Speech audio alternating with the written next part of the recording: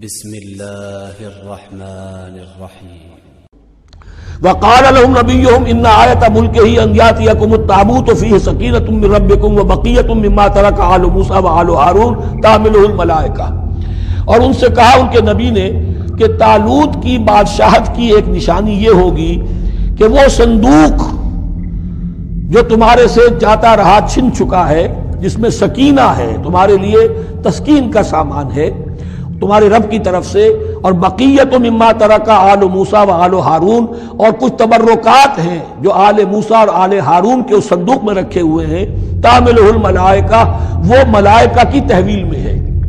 اب ان کی بادشاہی کی علامت کے طور پر وہ صندوق تمہارے پاس واپس آ جائے گا۔ اصل میں یہ تابوت سکینہ جو ہے یہ ان کا ایک بڑا لکڑی کا صندوق ہے، اب بھی ہے، ان کا دعویٰ ہے کہ موجود ہے، اور مسجد اقصیٰ کے نیچے جو سرنگ ہے اس میں موجود ہے۔ بعض ذرائع سے فوٹو لے کر بھی انہوں نے ڈاکومنٹری فلم بھی ابھی دکھا دی ہے کہ موجود ہے۔ نبوکدنضر نے جب گرایا تھا 586 قبل مسیح میں، جو حضرت سلیمان کا بنایا ہوا ہیکل تھا، اس کے تہخانے میں وہ رہتا تھا، اور وہیں پر جو ربائی تھے وہاں موجود تھے، ربانیین۔ تو جب گرایا گیا ہے اس کو، ہیکل کو، تو اسی میں وہ دب گئے ہیں،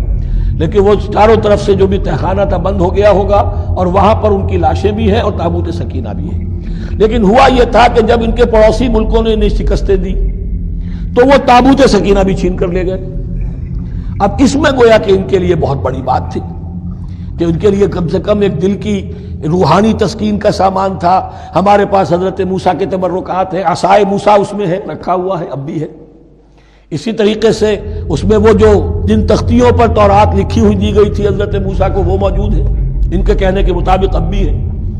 تو اس طریقے سے ان کے لیے تسکین ہوتی تھی، جیسے کہ مسلمان کو خانہ کعبہ کو دیکھ کر تسکین ہوتی ہے، تو فرمایا اس میں تمہارے لیے سکینت بھی ہے، اور تمہارے آل موسیٰ اور آل ہارون کے تبرکات بھی ہیں۔ تحملہ الملائکہ، اس وقت وہ ملائکہ کی تحویل میں ہوا یہ کہ جہاں وہ تابوت لے گئے ان کے دشمن، وہاں پلیگ آ گئی۔ انہوں نے سمجھا کوئی نحوست ہے اس کے اندر جس کی وجہ سے پلیگ آ گئی ہے، انہوں نے ایک چھکڑے کے اوپر اس کو رکھا اور بیلوں کو ہانک دیا، جاؤ جدھر جانا ہے۔ تو حضرت سموئیل نے ان سے کہا کہ طالوت کا اللہ کی طرف سے نامزد کیے جانا ایک علامت اس کی یہ ہوگی کہ وہ تمہارے تسکین کا سامان جو تم سے چھن گیا تھا، ان کے عہد عمارت میں یا ان کے عہد ملوکیت میں تمہیں واپس مل جائے گا، اور وہ فرشتوں کی تحویل میں ہے۔ تو ایک روز وہ چھکڑا جو ہے وہ لیے ہوئے وہ تابوت ان کے ہاں پہنچ گیا۔ ان فی ذلک لآیۃ لکم ان کنتم مؤمنین، یقیناً اس میں تمہارے لیے نشانی ہے اگر تم ماننے والے ہو۔ فلما فصل طالوت بالجنود، اب جب حضرت طالوت اپنے لشکروں کو لے کر چلے، ان میں سے جو لوگ تو انکار کر گئے رہ گئے، جو لوگ چلے ساتھ ان کو لے کر چلے۔ قال ان اللہ مبتلیکم بنہر، انہوں نے فرمایا اپنے لشکر والوں سے اللہ تعالیٰ تمہاری ایک آزمائش کرے گا ایک نہر سے، دریا سے، یہی جو ہے جارڈن ریور جارڈن، اس کو کراس کر کے پھر حملہ کرنا تھا۔ فمن شرب منہ فلیس منی، جو اس میں سے پیٹ بھر کر پانی پیے گا وہ مجھ میں سے نہیں ہے۔ ومن لم یطعمہ فإنہ منی، جو اس میں سے پانی نہیں پیے گا وہ میرا ساتھی ہے۔ الا من اغترف غرفۃ بیدہ، سوائے اس کے کہ کوئی صرف اپنے چلی سے لے کر، چلو سے، اور وہ کچھ وہ ایک گھونٹ لے لے۔ یہ اصل میں ہر کمانڈر کے لیے ضروری ہوتا ہے کہ کسی بھی بڑی جنگ سے پہلے اپنے ساتھیوں کا مورال دیکھے، ڈسپلن کی حالت دیکھے۔ تو جیسے حضور نے بھی غزوہ بدر سے قبل مشاورت کی تھی کہ مسلمانوں ایک لشکر آ رہا ہے جنوب سے کیل کانٹے سے لیس، اور ایک قافلہ آ رہا ہے شمال سے، اور اللہ نے ان دو میں سے ایک کا وعدہ کیا تمہیں ضرور ملے گا، بتاؤ کدھر چلے۔ اندازہ ہو گیا کچھ لوگ جو کمزوری دکھا رہے تھے انہوں نے کہا چلے جی پہلے قافلہ لوٹ لیں، اور جو لوگ تھے باہمت انہوں نے کہا جو حضور آپ کی ارادہ، جو آپ کا منشا ہو۔ تو یہاں بھی انہوں نے اس سے ٹیسٹ کیا ہے کہ آیا وہ میرے حکم کی پابندی کرتے ہیں یا نہیں کرتے۔ فشربوا منہ، تو ان سب نے، بہتوں نے پیا اس میں سے خوب جی بھر کر، الا قلیلا منہم، سوائے ان میں سے بہت کم تعداد میں۔ فلما جاوزہ هو والذین آمنوا معہ، تو جب گزرے اس دریا کے پار، اترے وہ اور وہ لوگ جو ان کے ساتھ ساتھی اب اہل ایمان رہ گئے تھے، یعنی پہلی سکریننگ پہلے ہو چکی تھی، جو قتال ہی کے منکر ہو گئے تھے، اور اس کے بعد دوسری ہو گئی ہے کہ جو اس چھلنی میں سے نہیں نکل سکے، وہ پانی پی کر بے سدھ ہو گئے۔ یہ ایسا ہی ہے جیسے غزوہ احد میں حضور صلی اللہ علیہ وسلم کے ساتھ 1000 آدمی مدینے سے نکلے تھے اور پھر عین وقت پر 300 آدمی ساتھ چھوڑ کر چلے گئے۔ تو جب انہوں نے دریا پار کر لیا، انہوں نے اور ان کے ساتھی اہل ایمان نے،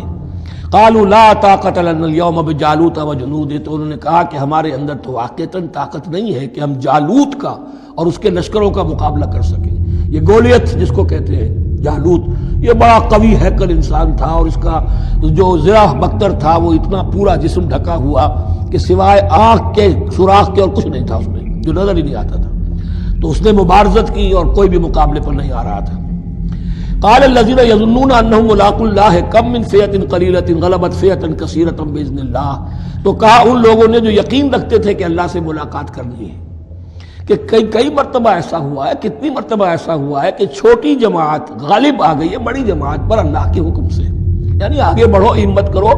اپنی جو ہے کم ہمتی کا ثبوت نہ دو، اللہ تعالیٰ کی نصرت سے، اللہ کی مدد سے تمہیں فتح حاصل ہو جائے گی۔ واللہ مع الصابرین،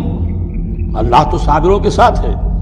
وَلَمَّا بَرَزُوا لِجَالُوتَ وَجُنُودِهِ، تو جب وہ سامنے آئے جالوت اور اس کے لشکروں کے، برزا ظاہر ہو جانا، سامنے آمنے سامنے آ جانا، اب ادھر ان کا لشکر ہے طالوت علیہ السلام کا، اور ادھر وہ جالوت کا لشکر ہے۔ قالوا، اب انہوں نے دعا کی، ربنا افرغ علینا صبرا، اے اللہ ہم پر صبر انڈھیل دے۔ یہ افرغ کا لفظ ہوتا ہے کسی برتن سے پانی اس طرح گرا دینا کسی کے اوپر کہ وہ برتن خالی ہو جائے، گھڑوں پانی ڈال دینا یا کچھ اور برتن میں سے۔ افرغ علینا صبرا، ہم پر صبر انڈھیل دے، صبر کی بارش فرما دے۔ ربنا افرغ علینا صبرا وثبت اقدامنا، اور ہمارے قدموں کو جما دے، وانصرنا علی القوم الکافرین، اور ہماری مدد فرما ان کافروں کے مقابلے میں۔ یہی دعا گویا کہ تلقین کی جا رہی ہے اہل ایمان کو کہ جب بدر کے موقع پر تمہارا مقابلہ ہوگا تو تمہیں یہ دعا کرنی چاہیے۔ فَهَزَمُوهُمْ بِإِذْنِ اللَّهِ، تو انہوں نے بھگا دیا ان کو اللہ کے حکم سے، اللہ کے اذن سے، اللہ کی مشیت سے۔ وَقَتَلَ داود جالوت، اور قتل کیا جالوت کو داود نے۔ یہ داود جو ہے تورات سے معلوم ہوتا گڈریے تھے، جنگلوں میں رہتے تھے اپنی بھیڑیں بکریاں لے کر، اور ان کے پاس ایک گوپیا ہوتا تھا، اس گوپیے کے اندر پتھر رکھ کر اس کو گھما کر وہ مارتے تھے، لیکن نشانہ اتنا صحیح تھا کہ اس سے وہ کہتے تھے کہ میں شیروں کے جبڑے توڑ دیتا ہوں۔ جب کبھی شیر آتے ہیں میرے بھیڑوں بکریوں کے گلوں پر حملے کے لیے، تو جب وہ آ گئے اتفاق سے، جب لشکر آمنے سامنے تھے، ادھر جالوت للکار رہا ہے آئے کوئی میرے مقابلے میں، ادھر سب کے سب سہمے کھڑے ہیں، کوئی آگے نہیں نکل رہا، تو حضرت طالوت آئے، یہ حضرت داؤد آ گئے اتفاقاً، کہا معلوم ہوا کیا سچویشن ہے، یہ ہے کہ اچھا ٹھیک ہے، میں اس غیر مختون کا میں معاملہ کرتا ہوں، اس لیے کہ یہ ان کے یہاں سب سے بڑی گالی تھی۔ حضرت ابراہیم کی ملت میں ہے ختنہ، اور یہ جو کفار اور مشرک تھے ان کے ہاں ختنہ نہیں تھی، تو نامختون ہونا ان کے ہاں یہ سب سے بڑی گالی تھی۔ اس نامختون کا پھر جو ہے میں اس کو کیفر کردار تک پہنچاؤں گا، میرے پاس یہ گوپیا ہے اور میں تو شیروں کے جبڑے توڑ دیا کرتا ہوں۔ انہوں نے پھر وہ پتھر رکھ کر اور گھمایا ہے، اور سیدھا وہ آنکھ کے سوراخ سے اس کے بھیجے کے اندر اتر گیا، اور اس طریقے سے قتل داود و جالوتا، داود نے جالوت کو قتل کیا، اور اللہ تعالیٰ نے پھر ان کو جو براتیں عطا کیے، وَآتَاهُ اللَّهُ الْمُلْكَ وَالْحِكْمَةَ وَعَلَّمَهُ مِمَّا يَشَاءُ۔ ایک تو یہ کہ طالوت علیہ السلام نے اپنی بیٹی کا نکاح ان سے کر دیا، داماد ہو گئے، اور پھر انہی کو وارث بنایا، یہ بادشاہ ہوئے، اللہ نے ان کو ہی ملک دیا، حکومت دی، بادشاہت دی، اور دی نبوت بھی دی، یہ دونوں اعتبارات سے ان کو اللہ تعالیٰ نے سرفراز فرمایا۔ وَعَلَّمَهُ مِمَّا يَشَاءُ، اور پھر اسے سکھایا جو کچھ کہ اللہ نے چاہا۔ وَلَوْلَا دَفْعُ اللَّهِ النَّاسَ بَعْضَهُمْ بِبَعْضٍ، اور اگر اس طریقے سے اللہ ایک گروہ کو دوسرے کے ذریعے سے دفع نہ کرتا رہے، زمین میں فساد ہوتا ہے تو اللہ تعالیٰ کو شکل ایسی پیدا کرتا ہے کہ کسی اور گروہ کو سامنے لا کر مفسدوں کا خاتمہ کرتا ہے۔ اگر ایسا نہ ہوتا، وَلَوْلَا دَفْعُ اللَّهِ النَّاسَ بَعْضَهُمْ بِبَعْضٍ لَفَسَدَتِ الْأَرْضُ، تو زمین میں فساد ہی فساد پھیل گیا ہوتا۔ اللہ تعالیٰ نے ان جنگوں کے ذریعے سے ہر بڑا فرعون جو آتا، ہر فرعون موسیٰ، اللہ تعالیٰ نے کوئی نہ کوئی اس کے لیے علاج تجویز کیا ہوا ہے۔ وَلَوْلَا دَفْعُ اللَّهِ النَّاسَ بَعْضَهُمْ بِبَعْضٍ لفسدت الارض ولكن اللہ ذو فضل علی العالمین، لیکن اللہ تعالیٰ تو تمام جہانوں پر بڑا فضل کرنے والا ہے۔ تلک آیات اللہ نتلوها علیک بالحق، یہ اللہ کی آیات ہیں جو ہم پڑھ کر آپ کو سنا رہے ہیں حق کے ساتھ۔ یہ قول گویا کہ حضرت جبرائیل کی طرف منسوب ہوگا، یہ اللہ کی آیات ہیں اے مسلمانوں، اے محمد صلی اللہ علیہ وسلم، جو ہم آپ کو سنا رہے ہیں حق کے ساتھ۔ وَإِنَّكَ لَمِنَ الْمُرْسَلِينَ، اور یقیناً اے محمد صلی اللہ علیہ وسلم آپ رسولوں میں سے ہیں۔ تِلْكَ الرُّسُلُ فَضَّلْنَا بَعْضَهُمْ عَلَى بَعْضٍ، ایک بہت اہم قانون بیان ہو رہا ہے، ان رسولوں میں سے ہم نے بعض کو بعض پر فضیلت دی ہے۔ یہ میں پہلے بیان کر چکا ہوں کل، تفریق بین الرسل کفر ہے، تفضیل یہ قرآن سے ثابت ہے، کوئی افضل ہے اور کوئی مفضول ہے، کسی کو کسی اعتبار سے فضیلت ہے، کسی کو کسی اور اعتبار سے فضیلت، جزوی فضیلت ہے مختلف لوگوں کی ہو سکتی ہے، کلی فضیلت تمام انبیاء اور رسول پر محمد الرسول اللہ کو حاصل ہے۔ تلک الرسل فضلنا بعضهم علی بعض منهم من کلم اللہ، ان میں سے وہ بھی تھے جن سے اللہ نے کلام فرمایا، حضرت موسیٰ علیہ السلام،